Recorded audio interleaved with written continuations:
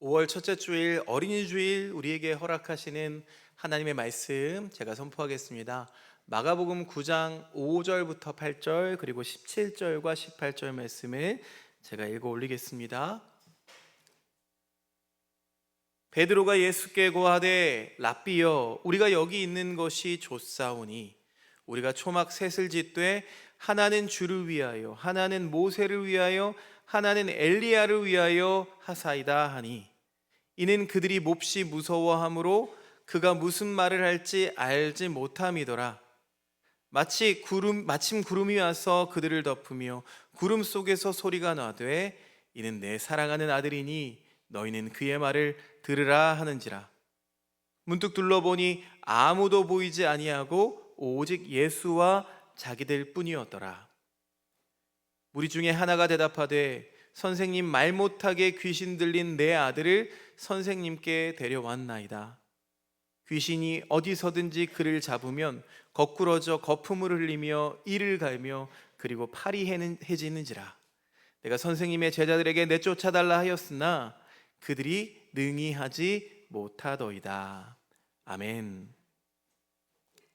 한 주간도 잘 지내셨습니까? 우리 옆 사람 바라보면서 이렇게 인사했으면 좋겠습니다. 한 주간도 하나님께서 당신을 지키셨습니다. 이렇게 인사했으면 좋겠습니다.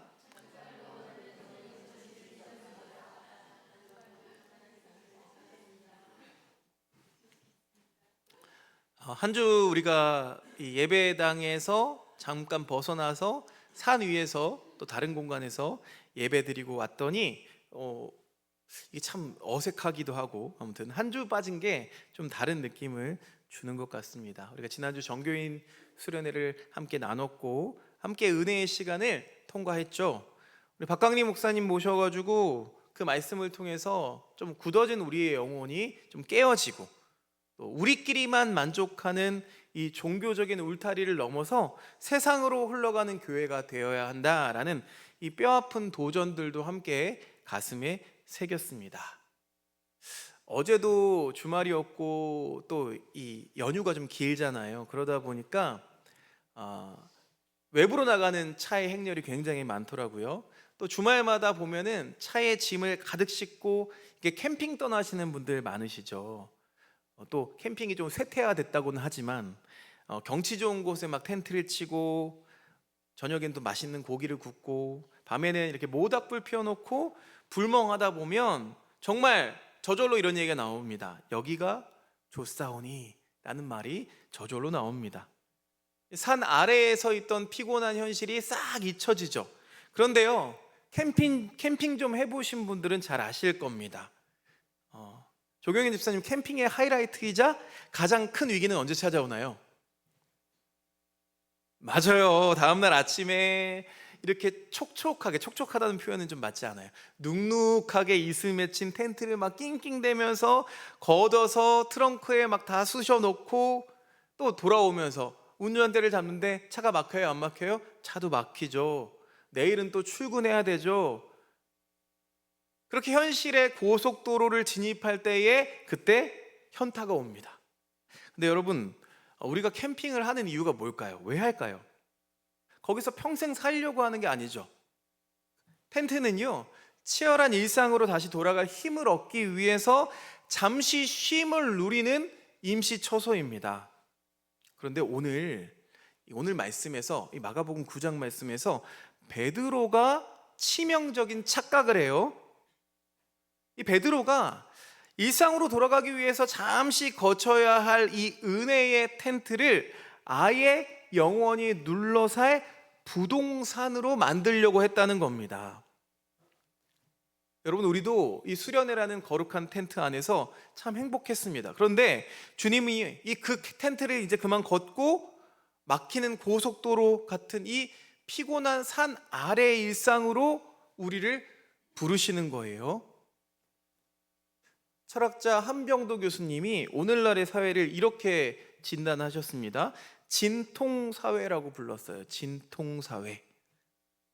현대인들은 고통을 마주하고 그것을 뚫고 지나가면서 성장하려고 하기보다는 어떻게든 이 고통을 마취시키고 회피하려고 한대요.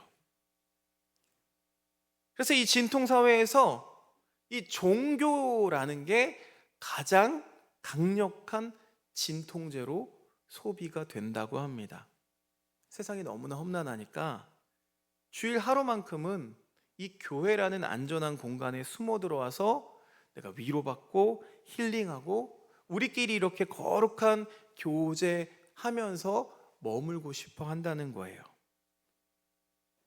자, 오늘 우리가 읽은 이 마가복음 9장의 베드로가 보여준 모습이 바로 이 진통제로 전락해버린 종교, 도피처가 되어버린 신앙을 고발하는 적나라한 민낯입니다. 자, 예수님이 베드로, 야고보, 요한을 데리고 높은 산으로 올라가셨어요. 그리고 그곳에서 눈부시게 변화하십니다. 그런데 율법의 상징이라고 부를 수 있는 모세가 나타나고 또 예언자의 상징이라고 할 수 있는 엘리야가 그 자리에 나타나서 예수님과 대화를 하는 거예요. 와, 그야말로 천상의 영광이 지금 펼쳐지고 있는 겁니다.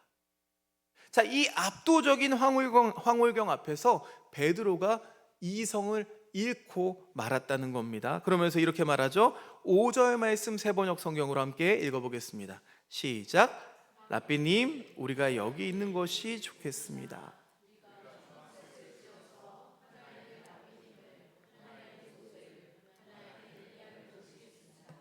자, 베드로가 초막을 짓겠다고 하죠. 초막, 여기서 말하는 스케네라는 단어인데 이 초막이 단순한 그냥 텐트가 아니에요.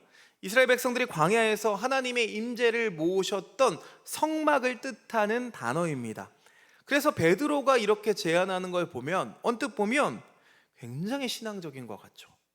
내가 여기 예수님을 위해서 집을 짓겠습니다. 여러분, 우리가 100주년 기념교회도 있고요. 뭔가를 기념하는 교회들이 전 세계에 굉장히 많습니다.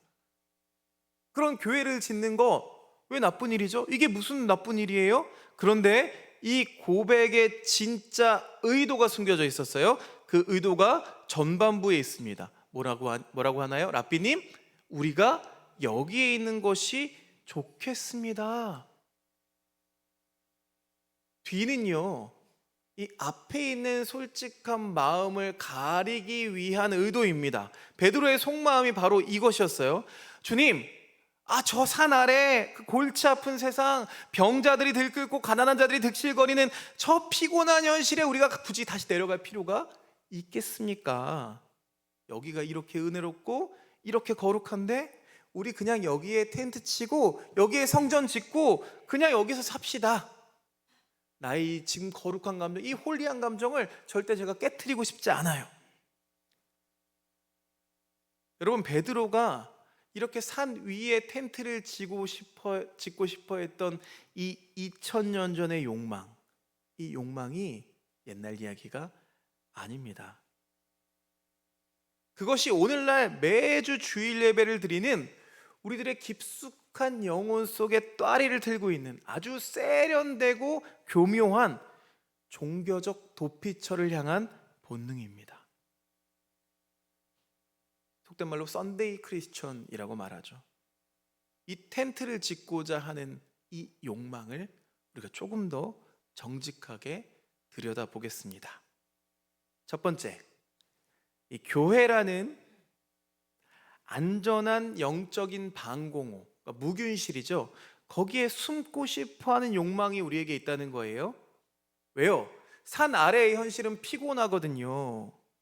월, 화, 수, 목, 금, 금, 금.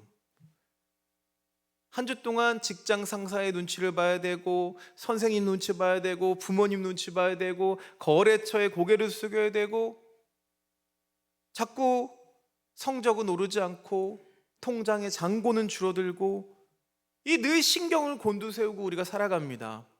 그래서 세상은 온갖 갈등과 먼지로 가득 찬 아수라장이에요.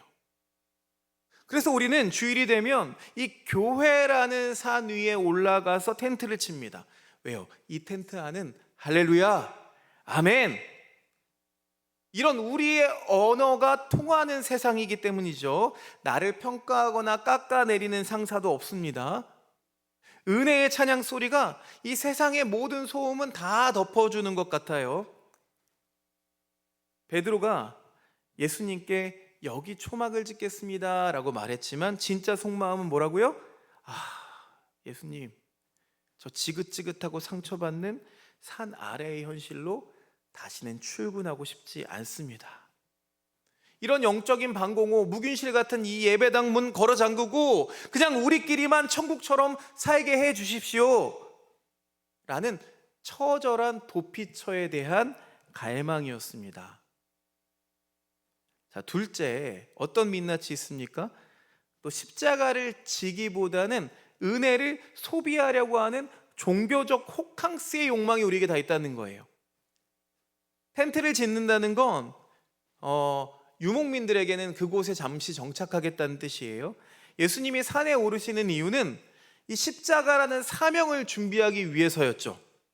그런데 베드로는 그 영광스러운 감정 자체를 지금 소비하고 싶었습니다. 근데 오늘날 우리의 신앙도 이와 비슷할 때가 많아요. 일주일에 한 번 팍팍한 삶에 어떤 지친 영혼을 달래기 위해서 이 종교적인 호캉스를 하듯이 예배당에 찾아오게 되는 겁니다. 그러면서 오늘 찬양팀 노래가 참 좋네, 오늘은 좀 신나는 노래 부르네, 박수치면서 부르네, 오늘 목사님 설교가 내 마음에 쏙 드네, 좀 위로가 되네 하면서 나에게 주어지는 이 영적인 서비스를 평가하고 만족해 한다는 겁니다. 그런데 여러분, 은혜는요, 사실 이 은혜는 산 아래의 이 험한 세상을 버텨내고 이웃을 사랑할 힘을 얻기 위해서 먹는 전투식량입니다. 그런데 우리가 은혜를 착각해요. 우리가 누리는 은혜를 그냥 내 마음을 몽글몽글하게 만들어주는 디저트쯤으로 소비해버립니다. 텐트 안에서 좀 푹 쉬면서 위로를 받으려고 할 뿐이지 텐트 밖으로 나가서 누군가의 무거운 짐을 나누어 줄 생각을 하지 않는다고요. 이게 바로 종교적 산 위에 텐트를 짓는 종교적인 소비주의입니다. 이게 다 우리 마음에 있어요. 자, 세 번째는요, 타자의 고통이, 다른 사람의 고통이 개입할 틈을 주지 않는 겁니다. 끼리끼리 거룩한 거예요. 베드로가 그랬어요. 베드로가 초막을 딱 3개를 짓죠. 주님을 위해서, 모세를 위해서, 엘리야를 위해서. 그리고 그곳엔 누가 있어요? 곁에 있는 야고보와 요한까지 그렇게 6명만 있으면 돼요. 딱 그들만의 리그를 만들고 싶어 합니다. 그 화려한 텐트 안에는 이제 뒤에 나오는 산 아래에서 거품을 물고 쓰러져 있는 어린아이, 그 어린 자녀를 바라보면서 피눈물을 흘리는 아버지가 들어갈 수 있는 자리가 없어요. 이게 텐트를 짓는 가장 무서운 지점입니다. 우리끼리 모여서 밥 먹고, 우리끼리 성경 공부하고, 우리끼리 눈물 흘리면서 교제하는 데에는 아마 한국교회가 세계 최고일 거예요. 하지만 교회 문 밖에 있는 깨어진 가정의 아이들, 사회의 사각지대에 신음하는 약자들, 그 이야기를 우리 텐트 안으로 끌어 들어오고 싶지 않아 한다는 겁니다. 나 은혜 받기도 바쁜데 굳이 저 복잡하고 더러운 문제들을 우리가 껴안아야 돼? 하면서 선을 긋는 거예요. 마치 이 상처난 사람들의 피와 땀이 내 깨끗한 종교의 텐트에 묻는 것을 극도로 꺼리는 영적인 결벽증이 우리에게 다 있다는 겁니다. 사랑하는 여러분, 예수님께서 이 베드로의 3가지 욕망이 담긴 텐트를 짓자고 했는데 아무 말씀도 안 하세요. 그냥 묵살하신 이유가 바로 여기에 있습니다. 왜요? 예수님은 우리가 그 텐트 안에 갇혀서 그냥 우아한 소비자가 되는 것을 원치 않으셨습니다. 그래서 주님은 서둘러서 그 안전한 방공호를 찢어버리시고 그 손을 잡아 이끌어 주시고 결국 거품을 물고 비명을 지르는 그 세상의 아이들 한가운데로 제자들을 밀어 넣으십니다. 자, 베드로가 이렇게 영적 판타지에 빠져서 이 텐트 이야기를 막 늘어놓을 때 하나님께서 그 헛된 계획에 찬물을 끼얹으시죠. 구름이 그들을 덮으면서 하늘에서 이런 음성이 들립니다. 7절 말씀 세번역 성경으로 함께 읽어보겠습니다. 시작.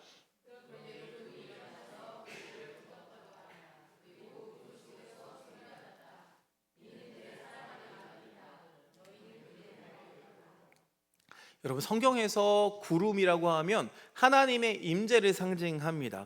그런데 동시에 또 인간 편에서 보면 이 인간의 얄팍한 시야와 통제력을 차단하는 거룩한 장막 역할을 하기도 합니다. 자, 사랑하는 여러분, 우리가 내 힘으로 내 인생에 완벽한 텐트를 지으려고 할 때에 하나님은 종종 우리 삶에 이런 신비로운 구름을 보내신다고요. 어떤 구름이 있을까요? 어느 날 갑자기 내 마음대로 되지 않는 막막한 구름이 몰려옵니다. 그래서 내가 꽉 쥐고 있던 이 운전대를 놓게 하세요. 그렇게 세상의 속도에 지쳐서 무너질 때쯤이면 모든 소음이 차단되고 오직 내 내면을 들여다보게 하시는 고독과 또 멈춤의 구름을 우리에게 허락하시기도 합니다. 그런데 그게 때로는 가혹하게 느껴지죠. 내가 모세처럼 또는 엘리야처럼 영원할 줄 알고 의지했던 것들이 있잖아요. 건강, 재물, 사람들의 평판을 하루아침에 신기루처럼 이렇게 가려버리시는 상실의 구름을 통과해야 할 때도 있습니다. 그런데 그 구름 속에서 우리가 발견하는 건 절망만이 아니죠. 내 계산과 내 논리로는 도저히 설명할 수 없는, 가장 약할 때 나를 덮어주시는 따뜻하고 압도적인 은혜의 구름을 경험하게 됩니다. 이 구름 속에서 우리는 비로소 세상의 소음을 끄게 되고, 이는 내 사랑하는 아들이니 그의 말을 들으라 라는 이 하나님의 세미한 음성이 들리게 됩니다. 자, 그리고 7절에 이어지는 8절의 묘사가 기가 막힙니다. 8절 말씀 함께 읽어보겠습니다. 시작. 그들이 문득 둘러보았으나 아무도 없고 예수만 그들과 함께 계셨다. 이렇게 신비로운 구름이 걷히게 되자 모세도 엘리야도 다 사라져버리는 거예요. 이 종교적인 스펙터클이 다 끝나버리는 겁니다. 베드로가 그렇게 붙잡고 싶었던 화려한 기적은 다 사라지고 오직 묵묵하게 이 산 아래를 바라보고 계시는 예수님 한 분만이 남았습니다. 여러분, 우리 신앙도 마찬가지예요. 수련회에서 어떤 집회에서 우리가 뜨거운 눈물을 흘리고 벅찬 찬양의 벅찬 간격들도 언젠가는 다 썰물처럼 빠져나갑니다. 그렇지, 형주야, 그렇지. 감정이 그렇게 증발한 자리, 그 자리에 누가 남아 계시다고요? 홀로 남겨주신 분이 예수님이라고요. 그 예수님이 나를 이끌고 어디로 가세요? 다시 지긋지긋한 그 산 아래의 일상으로 걸어 내려가세요. 그러면서 그 예수님을 따라 나설 수 있느냐 없느냐, 그게 진짜 신앙과 가짜 종교를 가르는 시금석이 되는 것을 여러분 기억하시기를 바랍니다. 이렇게 구름이 걷히고 홀로 남으신 예수님을 따라 베드로가, 그래도 베드로 대단해요. 베드로가 아쉬움을 뒤로한 채 산을 터덜터덜 내려옵니다. 그런데 그 산 아래에서 예수님 일행을 기다리고 있던 풍경이 너무나 참혹한 거예요. 여러분, 상상해 보십시오. 저 높은 산 위에서는 천상의 빛이 막 쏟아지고 위대한 선지자들과 그 거룩한 대화가 이렇게 오갔었는데, 산 아래에는 한바탕 아비규환이 벌어지고 있는 거예요. 마치 구약의 모세가 하나님께 율법을 받고 있는 그 순간에 이 아래에서는 황금소를 만들어서 자기들끼리 우상 파티가 이루어지고 있었던 것처럼 큰 무리가 둘러싸고 웅성거리는 가운데 한 아버지가 피눈물을 흘리면서 예수님 앞으로 달려옵니다. 털썩 엎드리면서 이렇게 절규하죠. 17절 말씀 세번역 성경으로 읽어보겠습니다. 시작. 선생님, 내 아들을 선생님께 데려왔습니다. 그러면서 이 아이의 상태를 아주 적나라하고 세밀하게 기록합니다. 제가 18절 읽어드릴게요. 어디서나 귀신이 이 아이를 사로잡으면 아이를 거꾸로 뜨립니다. 그러면 아이는 거품을 흘리며 이를 가며 온몸이 뻣뻣해집니다. 그래서 선생님의 제자들에게 그 귀신을 쫓아내달라고 했으나 그들은 쫓아내지 못했습니다. 여러분, 이 18절 말씀을 다시 개역개정 성경으로 보면은요, 그 앞부분에 이렇게 적혀 있어요. 귀신이 어디서든지 그를 잡으면 거꾸러져 거품을 흘리며 이를 갈며 그리고 파리해지는지라. 한 절 말씀인데 이 한 절 안에는 한 인간이 겪을 수 있는 가장 처참한 고통이 압축되어 있습니다. 자, 첫 번째, 아이가 말을 못했대요. 여러분, 말을 못한다는 건 그냥 장애가 있다로만 이해하면 안 됩니다. 말을 못하는 거, 자기 내면이 지금 갈갈이 찢어지고 있는데 정작 나 무서워요, 아파요, 살려주세요, 이 비명을 입 밖으로 내뱉지 못하는 거예요. 여러분의 자녀가 그렇다고 한번 생각해 보세요. 자, 두 번째, 귀신이 아이를 사로잡았는데 이 아이가 짐승처럼 땅에 뒹굴면서 거품을 물고 이를 갈았대요. 이것은요, 지금 제어할 수 있는 극심한 분노와 스트레스가 이 몸 밖으로 터져 나오는 모습입니다.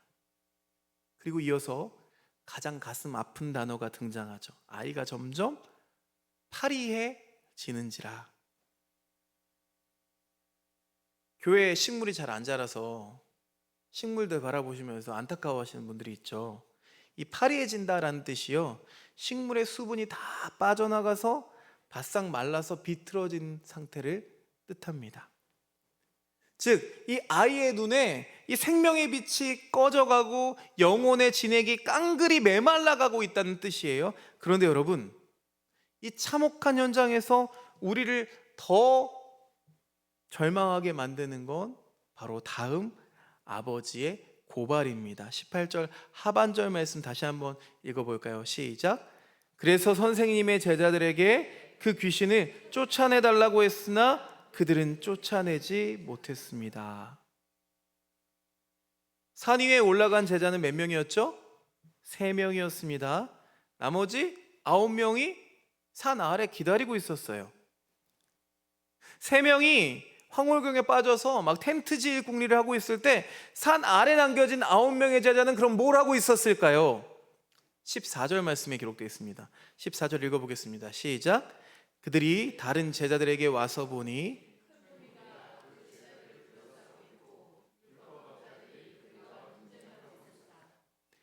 자, 이들은요, 지금 귀신 들린 이 아이를 고치기는커녕 서기관들과 빙 둘러서서 변론, 논쟁하고 있었습니다.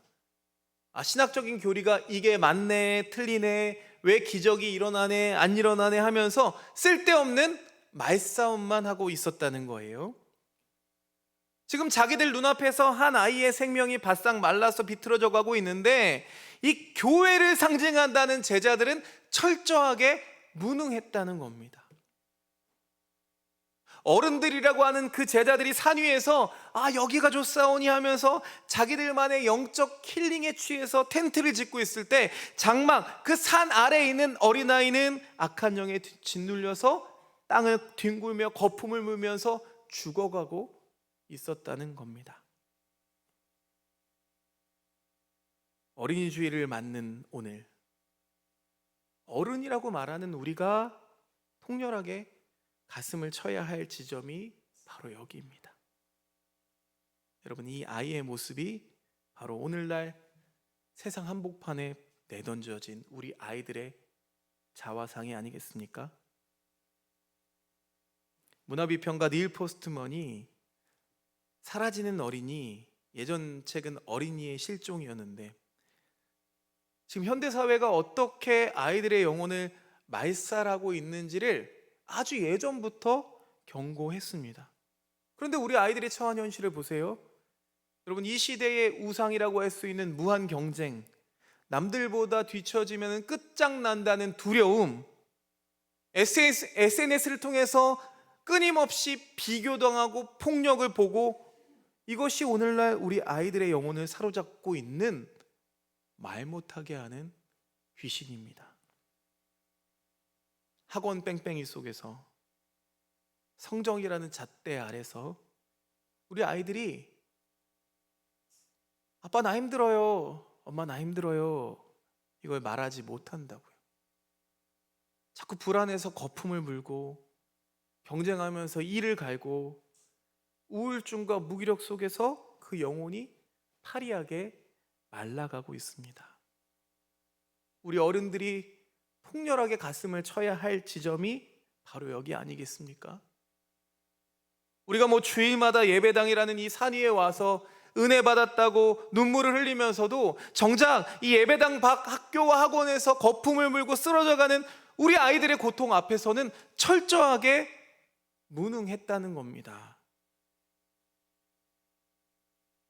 산 아래 남아있던 제자들이 이 아이를 고치지 못하고 쩔쩔맸던 것처럼 이 교회가 다음 세대의 아픔을 치유할 능력을 잃어버리고 있습니다. 그저 텐트 치는 데만 혈안이 되어 있기 때문이죠.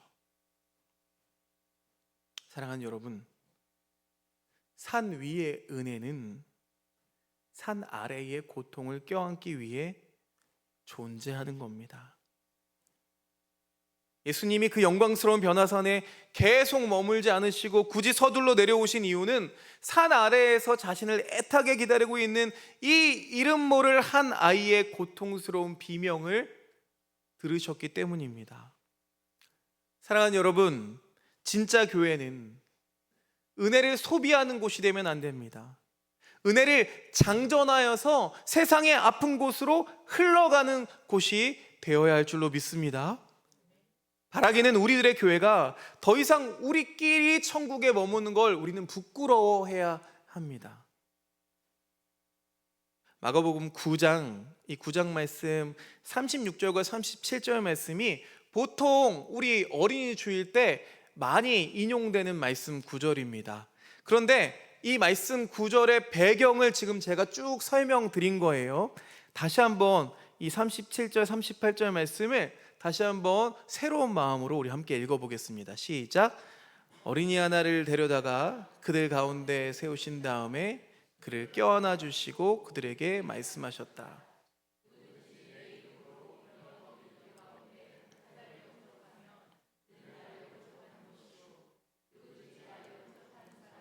나를 영접하는 것보다 나를 보내신 분을 영접하는 것이다. 아멘. 여러분, 이 어린아이 하나가 누구였어요? 바로 산 아래에서 고친 그 어린아이였다고요. 어린아이 사랑하는 게 뭐가 어려워요? 예쁜데, 예쁘고 귀엽잖아요. 막 사랑하기 쉽죠. 우리 조카가 그러더라고요. 자기가 동생을 예뻐하는 거는 책임 없는 쾌락이라고. 그렇죠. 뭔가 책임진다는 일은 너무 무게가 달라지는 거죠. 어린이를 사랑하고 예뻐, 예쁘다 해주는 건 쉽지만 그 어린아이가 고통받고 절규하는 것을 치료해주는 건 완전 다른 얘기죠. 그러니까 이 이야기는 그렇게 가벼운 얘기가 아니에요, 여러분. 어린이 하나를 데려다가 그를 껴안아 주시고 말씀하신 게 쉬운 일이 아니었다고요. 예수님이 이 아이를 가르치려고 하지 않으십니다. 훈계하지 않으세요. 예수님이 하신 건 어떻게 하셨다고요? 그저 따뜻하게 안아주셨습니다. 이 존재의 결이 다 망가져버린 아이, 경쟁에 지쳐서 거품을 무는 이 아이에게 필요한 건 여러분, 어른들의 잔소리, 더 열심히 해, 노력을 해야지, 노력이 안 되면 노력을 해야지, 이런 채찍질이 아니라고요. 너는 세상의 기준으로 평가받을 존재가 아니야. 있는 모습 그대로 하나님의 눈부신 작품이란다 라고 말해주는 교회의 너른 품이 지금 이 땅에 너무나 필요합니다. 말씀을 읽겠습니다. 사랑하는 교우 여러분, 오늘 이 말씀을 듣고 나를 위해 지었던 이 산 위의 텐트를 과감히 걷어버리십시오. 나 혼자 은혜 받고 평안하면 그만이라는 이 신앙의 이기주의를 버리기를 원합니다. 수련회의 은혜, 주일의 은혜, 이 은혜들은 이제 일상이라는 치열한 영적 전쟁터에서 소비되어야 할 줄로 믿습니다. 그러니 문을 열고 세상으로 나가십시오. 그리고 고통받는 우리 아이들의 손을 꽉 붙잡아 주십시오. 내 자녀뿐만 아니라 거리를 배회하고 학원가에 지쳐가는 수많은 다음 세대 아이들을 향해서 교회가 흘러가야 할 줄로 믿습니다. 우리가 산 아래로 내려가서 이 벙어리 귀신 들린 세상을 향해 이 십자가 사랑을 실천할 때 우리 교회가 세상의 소문에 휘둘리지 않고 한 영혼을 천하보다 귀하게 여기는 진짜 낙원으로 거듭나게 될 줄로 믿습니다. 어린이 주일 이 놀라운 사명의 자리로 산 아래의 삶으로 담대히 나아가는 저와 여러분이 되시기를 주님의 이름으로 간절히 축원합니다. 하나님 아버지, 산 위에서 베풀어 주신 은혜가 참 따뜻하고 달콤해서 우리는 자꾸만 그곳에 텐트를 치고 영원히 머물고자 합니다. 상처받고 찢기는 산 아래의 일상으로 내려가기보다 그냥 우리끼리 위로받고 만족하는 종교적인 호캉스에 빠져 있었음을 이 시간 정직하게 회개합니다. 주님, 우리가 여기가 좋사오니 하며 우리만의 안전한 묵윤실을 짓고 있을 때 산 아래 우리 아이들은 말 못할 고통 속에서 거품을 물고 그 영혼이 파리하게 말라가고 있었습니다. 세상의 무한 경쟁과 두려움 속에서 신음하는 아이들의 비명을 외면한 채 치유의 능력을 잃어버린 우리 어른들의 무능함을 용서하여 주시옵소서. 주님, 이제 나를 위해 지었던 이기적인 종교의 텐트를 걷어냅니다. 예배에서 부어주신 귀한 은혜를 나 혼자 즐기는 디저트가 아니라 세상의 아픔을 짊어질 거룩한 전투식량으로 삼게 해 주옵소서. 신비로운 구름이 거치긴 한 뒤 홀로 남으신 그 예수님을 따라 우리도 묵묵히 저 피곤하고 치열한 산 아래의 일상으로 걸어 내려가기를 결단합니다. 특별히 어린이 주일을 맞아서 간구하오니 억눌린 분노와 불안 속에 살고 있는 이 땅의 다음 세대들을 주님 긍휼히 여겨 주옵소서. 우리 교회가 섣부른 훈계나 세상의 잣대를 들이대는 대신 주님처럼 있는 모습 그대로를 넉넉히 껴안아주는 따뜻한 품이 되게 하옵소서. 우리끼리 하나님 나라에 머무는 것을 부끄러워할 줄 알고 닫힌 문을 열고 세상의 가장 아픈 곳으로 기꺼이 흘러가는 진짜 생명의 공동체가 되게 하옵소서. 우리를 이끄시는 예수님의 이름으로 간절히 기도드립니다. 아멘.